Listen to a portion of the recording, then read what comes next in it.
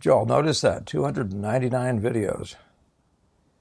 Oh, I hope we can get through this one without the thunder and lightning taking us over. Lovely day, but beautiful summer rain.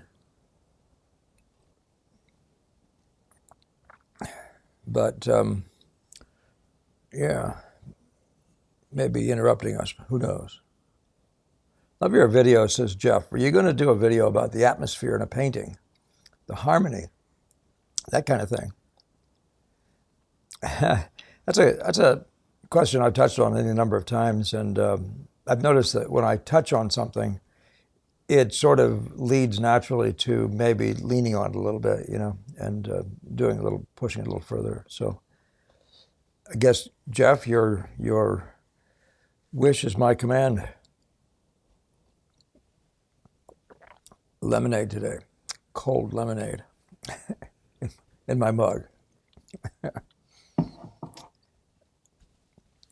So, but first let's thank Catherine L. That's a really appreciated donation.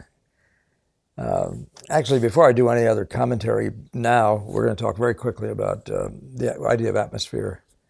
And but I want to just mention again that we are, June 20th, we're beginning a 6-week intensive where I try to teach this stuff to people who have some confidence in their drawing, and where you can really bring it home. And I think I have a pretty good rate, and we're going to be using the live figures and stuff more this year than ever. And I probably should, for the time being, put that at live models, probably portraits so far. We may do other things, hoping to get outdoors with the figure on this one, but we'll see. And then I want to remind you again about the live stream demo that's coming up at the beginning of June. So I'll probably try to refer to that again at the end, but hopefully Mr. Producer's happy with that. So about the atmosphere in a painting, the harmony, that's an interesting thing, Jeff. The fact that you put it that way is very good in a certain way. I mean, especially given that the atmosphere, that is, say, the sense of space and all that sort of thing is always with us. There's always a sense of that. So we say the air in the room. I hate to put it that way. I mean, there's so many people in the past history talking about how we aren't creating air in rooms. This is a flat surface and all those sorts of things. But in reality, of course, an impressionist who hits all his relationals well does create that. It creates a sense of space almost immediately once he gets into the visual order and just simply the relational correctness of colors and everything else. But we're going to touch on various ideas about atmosphere. I'll talk about the way it was introduced to me. But let me give you a couple notes of history. I mean, some people credit Da Vinci with the idea of first bringing some atmosphere into a space. And that's entirely plausible. I'm not going to dispute that. If it's something like that is true, later on it becomes something much more significant. What I do want to do is talk about Velázquez, because Velázquez is, of course, this great influence that sort of began to shift everything toward the Impressionist. Again, you've got to keep remembering we aren't necessarily meaning Monet. Monet's painting the visual impression. He's painting the appearances and not the things. Not working with the facts of things as much as he's working with the facts of the look of nature. Okay, so such things as anatomy and all those things, none of which are being picked on by me or anybody. But I want you to have a look at these early Velázquez. These are called the bodegones, and I don't know if that word itself means kitchen pictures, but that's what the subject is. So the bottom one actually, the top one everybody probably knows, perhaps a wine tasting or something like that, who knows. Typical Velázquez, of course, was a court painter, and so probably a lot of the stuff he saw, in fact, probably everything he saw was related to the, at least in his official capacity, was related to the court, and so that very plausibly might have been somebody doing that, tasting, tasting the wines, et cetera, et cetera. if that's what that even is. I don't even remember the title of that. The bottom one, though, appears to be almost a storytelling picture, an illustration. It looks like that's a grumpy person in the foreground having to do kitchen chores while something more important is happening in the background. Could very well be the Martha Mary idea, or it could be something very different. But it looks like the space out there, rather an interesting picture in that way. The space and the distance is sort of reminiscent of some of the attempts at getting interplay of philosophical or mental ideas. And I'm thinking of Rembrandt, of course, but that's not involved in a painting. But you see that this, you're going to see as you look through, this is in the direction of becoming, as he's a developing painter, becoming more and more accurate. He's a very good student of the shapes and proportions and all those things. Very much a student, though, and yet he seems to be missing something. The upper one sort of suggests something like atmosphere in the background, but for some reason doesn't quite achieve it. That's me putting words to it. Now, when I say atmosphere, what in the world do I mean, right? Well, the picture on the left is the Forge of Vulcan by Velázquez, and the picture on the left has a modest sense of space, very modest sense of space. In fact, there's an argument made by maybe Cox or somebody who makes that, maybe even Hale, that the space the space in a still life is so short that you can't have atmosphere. But I found that that's not quite true. That is, you can have space, you can have atmosphere, and that's where you understand that atmosphere at one point meant not just air in the room, but the general atmosphere of the sky and the landscape, the whole feeling of, the distant bluing and gradual, showing of literally atmospheric qualities, haze, or so on. But the Velázquez on the right, I get the impression that what Velázquez is actually trying to move to in these larger, later pictures, was that thing that he found still missing. And I do believe it was this thing called atmosphere. I think he was trying to achieve that sense of the space in a way that he hadn't done before. And I won't go further into his pictures, but but you get to Vermeer and you get a very much more striking sense of something that we refer to as atmosphere in each of these pictures. Now you'd say, well, that's just the shadows in the room, right? And of course, that's an interesting point because for at least if you studied with a guy like Gammel and his antecedents, they would say that the purpose of they say shadows are flat and their purpose is to create atmosphere. So of course, I mean, that would be logical. If you actually do shadows well, you're going to get this sense of what's called atmosphere. It's funny that you could have a picture like the one before, like the Forge of Vulcan, and not have any sense of atmosphere. And you get to the Vermeer on the right in particular, and you have the sense of this overwhelming sense of this room being atmosphere-filled. And interesting, isn't it? But so that introduces you more to the idea, but especially to the idea of shadows are flat. In fact, Gammel would say, when he was teaching you, he would say shadows are flat. Well, they're flatter than that. They're as flat as a hat. But, which I take that to meaning a top hat, that that you can crush down to a flat thing in one version of the top hat. The portable one, I guess. Maybe that's what they meant. Flat means, shadows are flat means they have no value shifts in them. Totally flat would be no value shifts. And then what you get in the discussions with Gammel is you get, and of course this is straight out of the Boston School and Paxton, and you'll find it goes all the way. Undoubtedly, some of this conversation goes to Jerome as well, as I'll show you in some subsequent pictures here. But the fact that shadows are flat is a relative term. It means the contrast in the shadows is so low that it produces this sense called atmosphere. The contrast is so low, anything in the shadows, the contrast between the values in the shadows.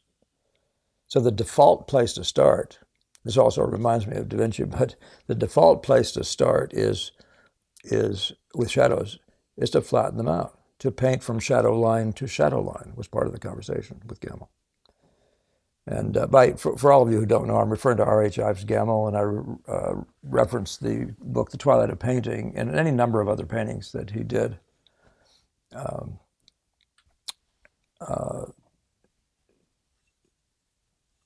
I'm not sorry, any other books that he did. The one on Dennis Miller Bunker has a reasonable page or two about some of this stuff, but not necessarily this in particular. But that's part of the instruction when you're with him. So anything you look at these pictures and anything like you're inside this area here, you have that sense that you're in a space. You're in a different ambient light from the light that you see here, the light hitting everything.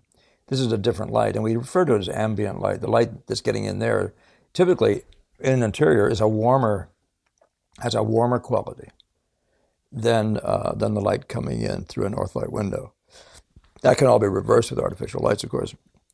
But I find that in the little I've done with artificial lights, I found it way better to create two different temperatures of light. So the question then rises, is temperature a factor in creating a sense of atmosphere? Well, I can show you that you can get a sense of atmosphere with black and white, and I'll show you that in a second. So, but still, temperature has to be considered as something more satisfying about the atmosphere in a painting that has temperature differences than in a painting and an etching. Well, I'll show you a Vermeer in a second. A Zorn in a second. Boy, my words are getting ahead of my ideas. All right. Or are they getting behind? So there, isn't that enjoyable? Now, one thing you may want to do with these in your own time is pull these pictures out, maybe get them all side by side, and you can see that there's a range of atmospheric qualities. Some pictures have flat shadows and relative sort of atmosphere, and other ones have a striking sense that you're in this, what we refer to as an envelope sometimes, that you're in like a bubble of light, that you're in a rose-colored room, some of which literally you wind up being in. So the one on the right there, I don't know this is how good a reproduction this is. I think I've seen this one, and I don't remember being this green. But it has unity of the type that would create the sense of atmosphere. And to the extent that it's colored, it's even more poignant, more effective. And this one is a beautiful example, of course. Millet, and of course, you always want to look at these things with the awareness that you're seeing these light effects and all that sort of stuff through bright light, through a projector. And the projector always makes the lights look different. So when you look at these in person, this atmospheric quality may not be all that I'm sort of making it out to be here. Nevertheless, this thing does have a unity that you could call that bubble, that atmospheric unity. But it also has that whole foreground in what appears to be in shadow, but it's warmer than the entire background, which is blue. Well, but again, the shadows are flat, so the whole foreground, which sometimes you'd refer to as a pusher back, Gammell, Paxton, whatever, that became that discussion to get you into the distance. This is actually a really beautiful poem of the water. And it really takes, that's one of those pictures that's so simple, and yet it surprises you with its poetic corollaries, the water for travel, water for feeding animals, water for laundry, etc.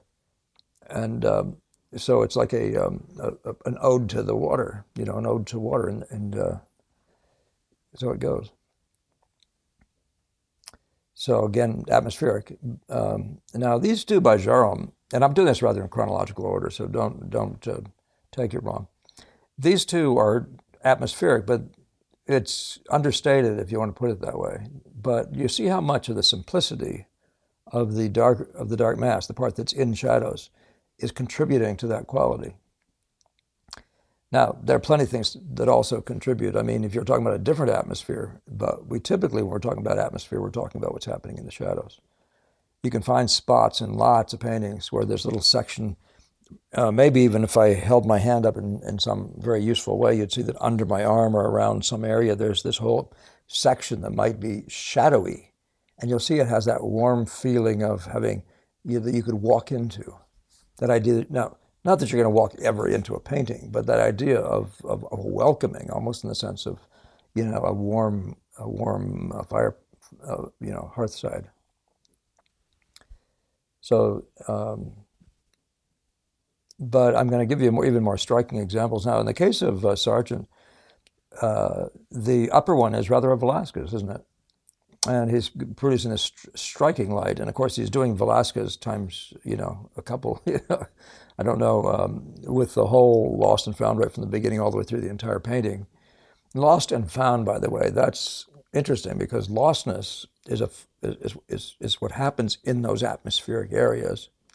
And of course, it's more than that. I mean, when we say lostness, we're often talking about the fact that you can't see half of her face. It becomes part of the atmosphere, you'd say, right? Half of this face, part of him. The disappearing thing that they all do, those darks disappearing into the shadows. But again, though, you'll see that there's a common simplicity to the general shadow area that supports the idea of shadows are flat.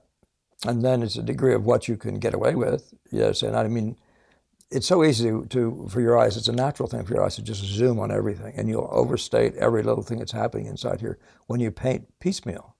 But when you paint the entire ensemble, you'll be able to see the difference in the weight of the contrast here, and that's what we call visual order. Okay, that's very related to that idea of the order visual. But even in one like this, you hardly think of that as atmospheric, but it really is an atmospheric painting. I mean, it's one of these, I don't know, it looks like a fairly early one possibly by Sargent, feeling out some things. But it's got this, but you can see the flatness of shadows. It's a very striking dynamic that is undoubtedly taught. It didn't come from nowhere. Paxton and those guys weren't teaching what they had not heard. They weren't inventing this stuff. But the only thing I've invented is the word visual order. But even that I didn't invent. I didn't find it associated with our world, but I found it with in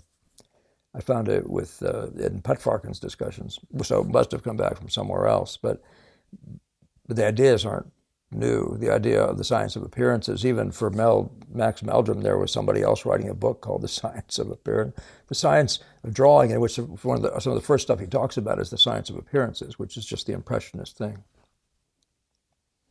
Now, the impressionist, as I said, has inevitably is getting a unity to his entire atmosphere by having the relationships right.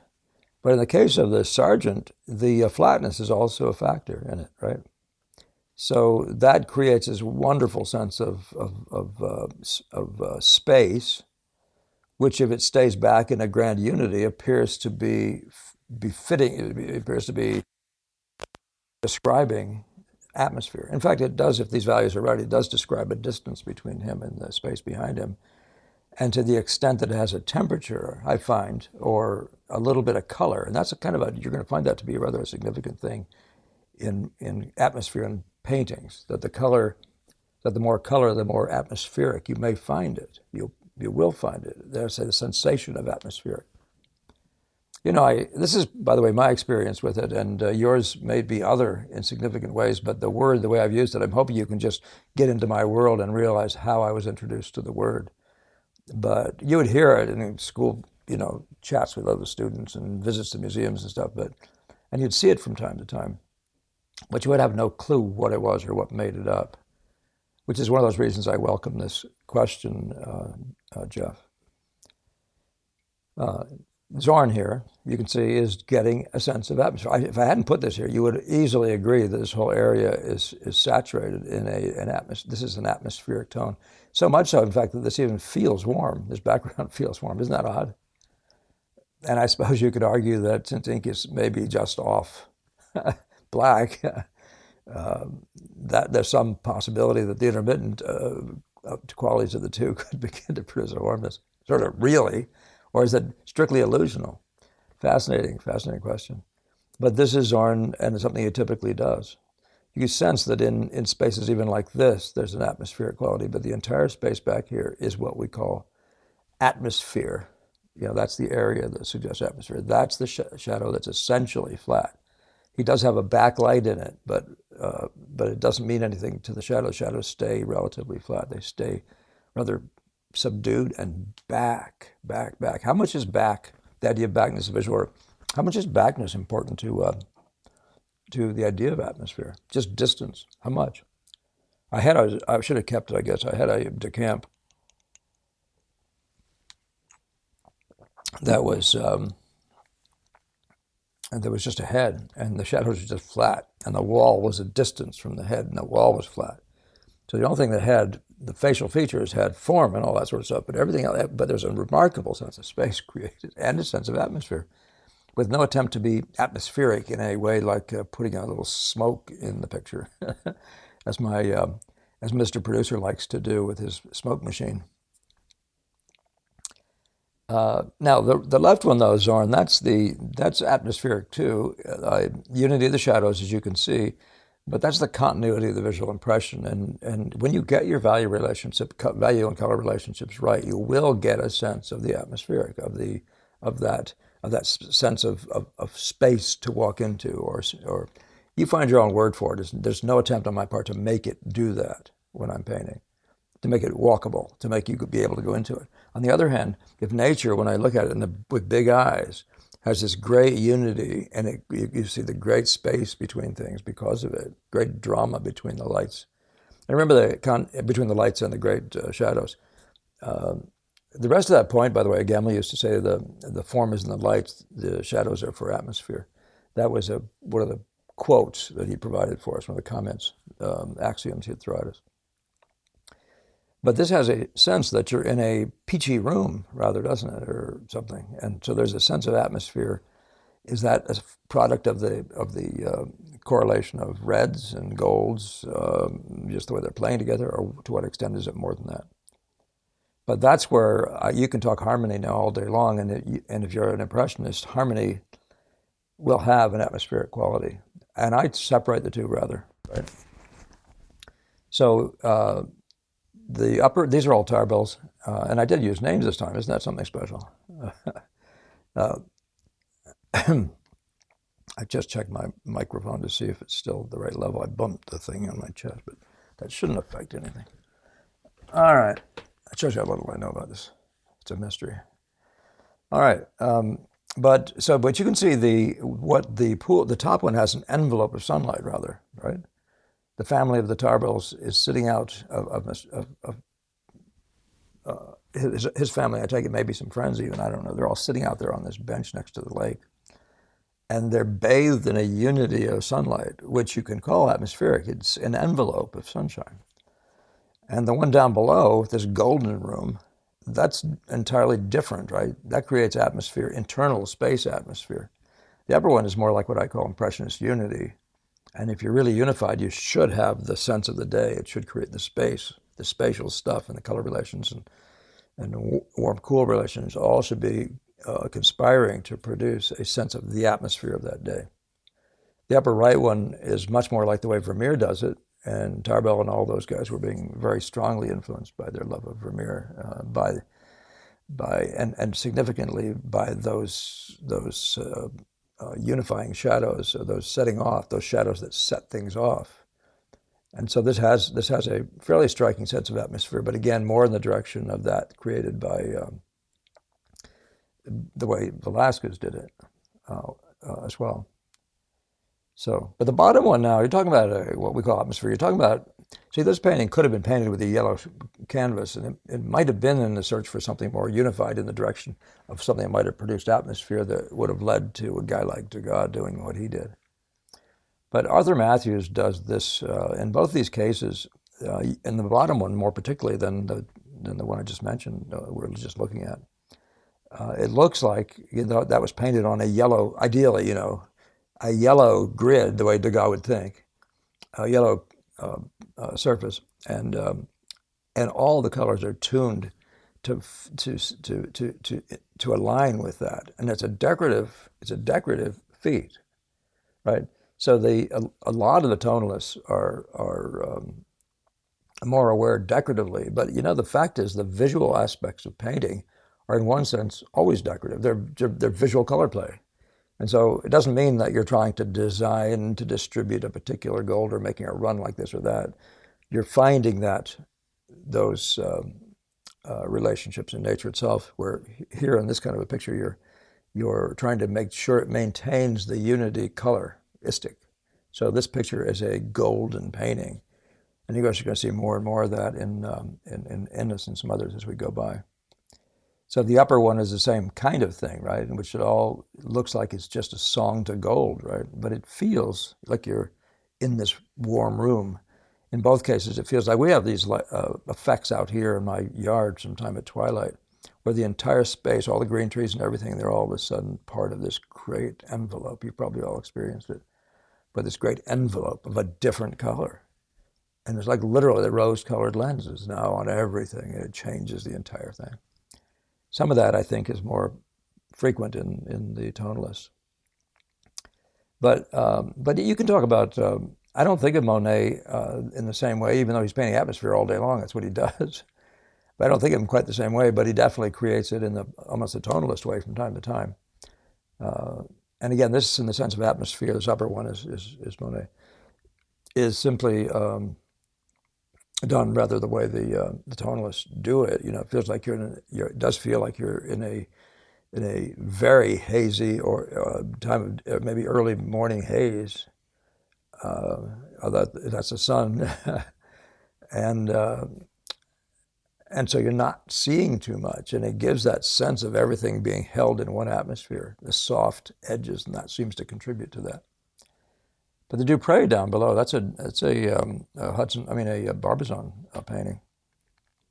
But again, you sense it much in the same way you saw the Millet. You sense that. So to what degree is the atmosphere, especially in a landscape, is just a function of the unity of the impression?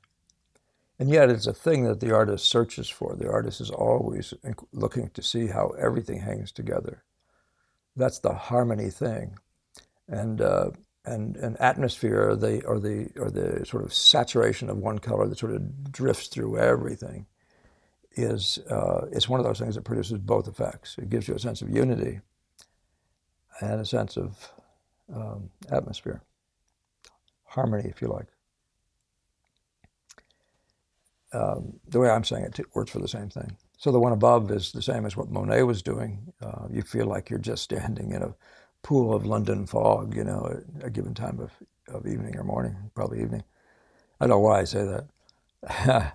But the one down the left is that thing where it looks like all yellow. And it may be just a working thing where Whistler has taken this yellow ground and he's starting to pull events out of it, some dark, some lights, and trying to maintain the unity of that field of yellow. And the one on the right is, of course, done with the misty. The mist is atmosphere. It's atmospheric mist. But it doesn't always convey the same things. You have to watch these things. You'll notice there's a certain feeling again. Most of this is based on feeling when I use the word atmosphere. It creates a sense of enveloping me or letting me in or drawing me in.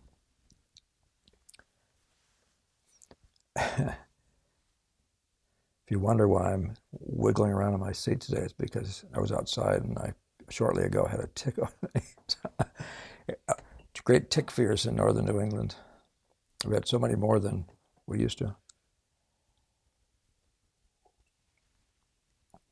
Now here's Mr. Producer's favorite painter, I think, of all time. Hate to put words in your mouth, Mr. Producer. Correct me if I'm wrong. But I can understand why. Now, one of the things that happens when you paint it, so atmosphere, again, the upper one, much like it's just that envelope I was talking about when the sun gets to a certain place and all of a sudden everything takes on a whole new thing and it's got this strange grand unity of its own. And that's when you'll find useful to do memory drawing, memory studies and things like that. In the case, I get the impression that in the case of certain of these pictures, not more than the impression, I've read what his son, I think, or said about him, that he would do these life studies quickly outdoors, and then he would take them inside and bring unity to them with all sorts of devices, glazing devices, and other things, just any old thing. He said, I'd do anything to get the effect I want. And of course, he's always talking about the harmony. He's talking about the effect, probably atmospheric in the sense of landscapes. He's always a landscape painter. But he winds up over and over with this wonderful sense of unity that's sort of like the hallmark of what I think tonalism aims at. So the one below, it's at New York, I think it is. Just characteristic of much the same thing. Again, notice the darks and how unified they are. That is, see with how little you can make it, the detail, in the shadows. See with how little. It's a funny expression, isn't it? But it's memorable for that. See with how little. What that means is by how little increase in contrast. So at one point, apropos of our thing last week about canvas surfaces, Da Vinci says, paint your canvas black since almost everything is in your canvas is basically dark anyway, and then just pull the lights out of it. That isn't a consideration if you're worried about what's, the black's coming through the ground. But they weren't thoughtless. There are very interesting things going on there. But this bottom one has that feeling, doesn't it? So it's all about the darks and keeping them subdued. In both cases, it's keeping them subdued, keeping them understated, and allowing all the events to just be in the spots of light. And so you can see how the variations in shadow here, but the drama is along lines like this or places like this. And in the same way, the silhouetting areas like this here, and then down in through here, the busies, these are the drama of this painting in descending order, if you like to put it that way. Always in a descending order, so there's not a boring, predictable sameness, and different in every way. But so this painting doesn't disappoint in that sense. Now, if you don't stand back far enough from the painting, you'll miss this unity. If you go up inside and you'll look inside, it's the same thing as zooming in with your eyes. You can see whatever the artist has put in. So in one that I showed you last week, I avoided, or 2 weeks ago or so, I avoided that in my own painting. I'm not showing you that painting. I avoided that by putting nothing in there except color movements at the same value. So, there would be no up place to stand. You'd be sort of pushed back to the right place to get any pleasure out of the painting. It's a strategy. All painters use variations on that strategy. You always think of Rembrandt. I think he said don't get so close. It's poison. You're going to get sick or whatever. But it's much the same thing here. And now these are like literal atmosphere. So he's taking something and he's putting a mist on it. Maybe there was a mist and he's trying to draw it back through his memory. He has a conversation about memory. George Inness does. But I think, as I said, these rather present like the sort of the high watermark of the values of atmosphere, and that is that enclosing you in, bringing you in, and making you want to be and stay in that painting. That's just a sensation I get. It's not a thing that people are necessarily aiming for.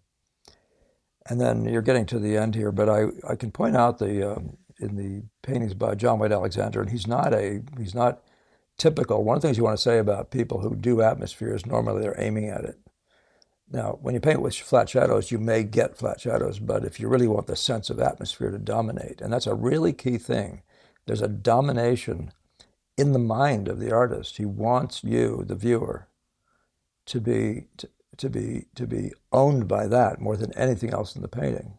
When he is a painter of atmosphere, and you see that so strikingly in these paintings where you see these left detail, except for spots and areas, he's left that far behind.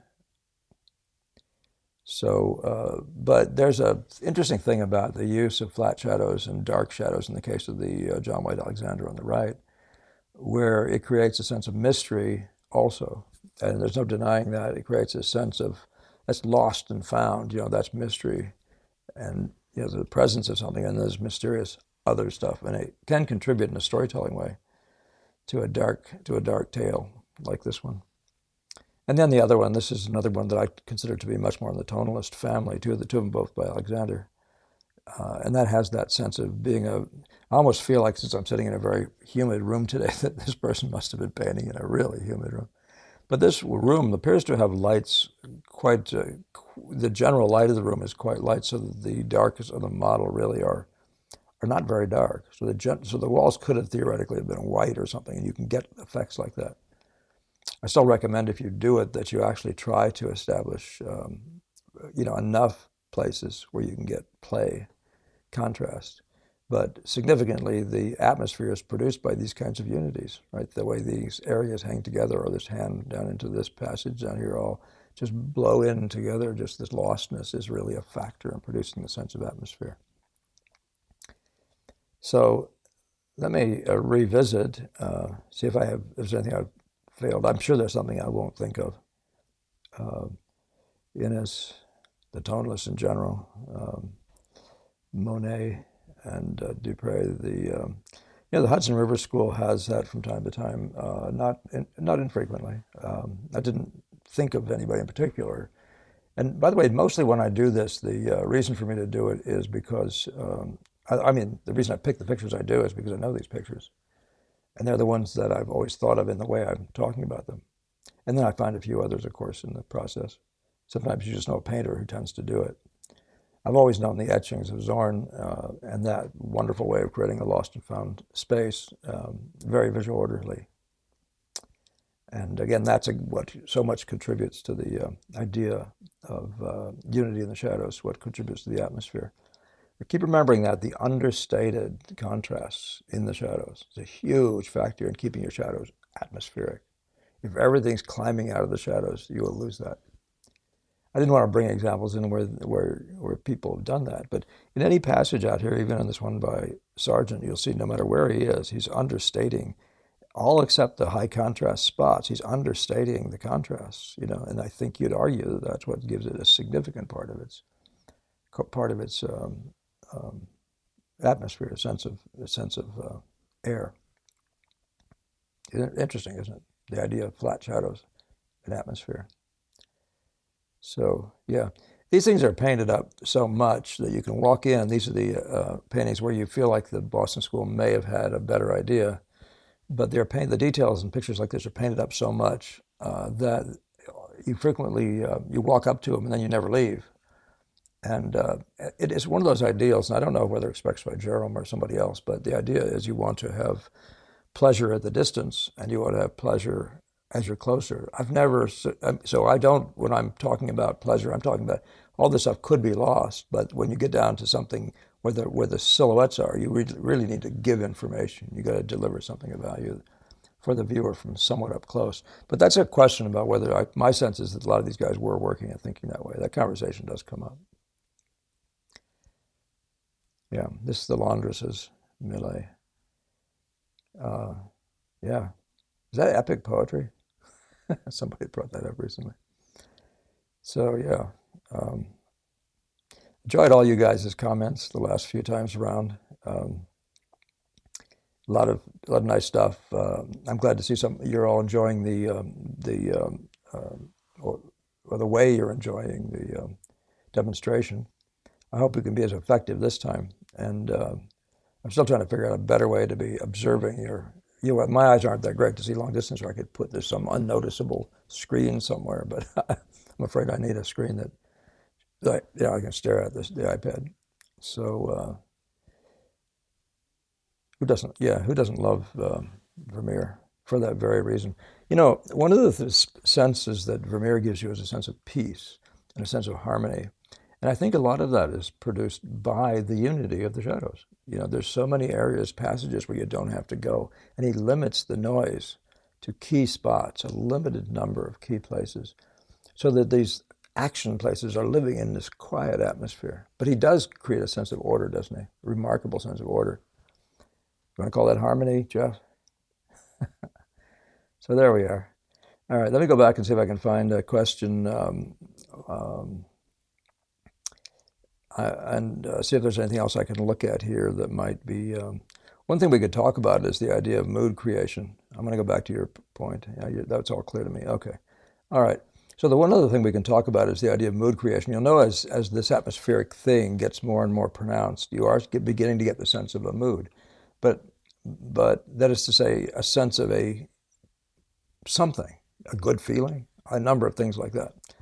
But you will find there are people who can get a sense of atmosphere, and there are other people who get a sense of atmosphere and create a mood at the same time. So be aware of the possibilities of flatness, what the kinds of things it can do for you in various ways as you get further into But right now, as a student, your first job is just to learn to see nature truthfully. And when you're aware of shadow contrasts, contrasts in the shadows, and so the old rule of thumb was, by the way, the lightest light in the darks is never as dark as the darkest dark in the lights. I said the lightest light in the dark is never as light as the lightest light in the darkest. How am I saying that? I'm saying it backwards. But there's a fantastically confusing thing. But what we're really talking about is, do you understand the low contrast here? just low contrast. You got to not do it because I say so, but you have to start noticing by blurring your eyes. And blurring your eyes is the key to seeing the unity of the shadows. So, and the unity of the shadows is a huge key, not everything, but it's a huge key to seeing atmosphere. All right, let's just stop at that. Have I gone too far? You guys love the longer ones. Okay. I'm not sure Mr. Producer does. So again, thank you. I hope to see you all. Hope some of you can come on to the intensive in Lawrence, Mass. I'm still looking for a few more people, and then 6-week intensive. And I do have it broken up so you can have 2 or 4 week sections of this 6-week intensive at a reduced rate for those parts. So be aware of that. And then again, stay on top of the idea of the demonstration continuation as our next live stream. All right. All right. All right. Thank you for everything. Thank you for your donation again, Catherine L. And